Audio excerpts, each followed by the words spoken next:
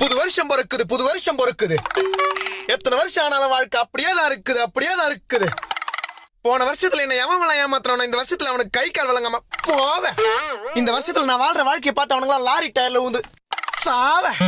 நானே சிங்கிளா இருக்கும் போது போன வருஷத்துல எவன் அவனுக்கெல்லாம் தனக்கு ஆள் இருக்குதுன்னு நட்டுக்குன்னு தெரிஞ்சானுங்களோ இந்த வருஷத்துல அவனுக்கு காதல் புட்டுக்குன்னு போவேன். யோ புடுபுடுப்புக்காரன் தானே நீ? ஏன் பார்த்தா அம்பானிக்கு அத்தை பை மாதிரி தெரியுதா? நக்கல் தாயா உனக்கு. புது வருஷம் பிறக்கும் போது எதுக்கு சாபமா விட்டுன்னு தெரியற? நான் பண்றது 12 மாசத்துல பட்ட கஷ்டங்கள் அப்படி என்ன பட்ட சொல்றேன் கேளு. சொல்லு. வருஷம் ஆரம்பிக்கும் போது எல்லாரையும் நம்பு, அப்பதான் வாழ்க்கையில வரும் தெம்புன்னு எவனோ ஜனவரி மாசத்துல ஜன்னி வந்தவன் எவனோ சொன்னான். அப்புறம் என்ன ஆச்சு? வருஷம் ஆரம்பத்துல நானும் எல்லாரையும் நம்பினேன். அப்புறம் 3வது மாசத்துல 3 பேர் முதுகுல குத்துனான். ஐயோ.